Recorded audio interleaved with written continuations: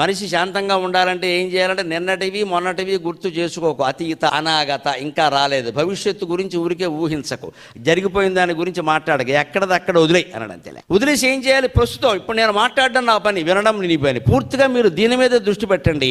నేను మాట్లాడడం మీద దృష్టి పెడితే కార్యక్రమం విజయవంతం అయినట్టే, అనుమానం వెళ్ళలేదు. ఇంకా నేను మధ్య మధ్యలో మాట్లాడుతూ ఏదో ఆపేసేసి నా వ్యవహారాలేవో నేను ఎక్కడో గుర్తు చేసుకుంటూ అది నాకు సాధ్యం కాదని కూడా మాట్లాడలేదు. కానీ మీలో అందరూ అలా ఉంటారని ఏం లేదు కదండి. ఇక్కడ మాట్లాడుతూ కూడా మధ్యలో ఒకడు ఏం చేస్తూ ఉంటాడు, ఫోన్కి ఎదుగుతూ ఉంటాడు ఇక్కడ కూర్చుని ఇలా. ఇంకొకళ్ళు అయితే ఇంటి దగ్గర ఏమిటో వచ్చేటప్పుడు తలుపు తాళం వేయడం మర్చిపోయాం, ఏమైందో, ఉంటాయి పోయినవి పోతాయమ్మా గొడవ. ఇవే మనం జరగబోయేవి జరిగినవన్నీ ఇక్కడ అమృతప్రాయమైన ప్రసంగం అనుకునే మనం వచ్చాం కదా. మీ మనస్సులో మీరు ఆలోచించుకోండి, ఎక్కడెక్కడో ఉంటుంది, అదే పోయింది.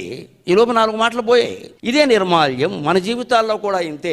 రాత్రి మంచం ఎక్కి పడుకున్నాము అంటే వెంటనే తెల్లారితే నమస్కారం అమ్మా, తెల్లారకపోతే ఇదే నమస్కారం, సెలవు, అమ్మవారికి చెప్పాల్సిందే. ఇంత ధైర్యం ఉండాలి మనస్సులో.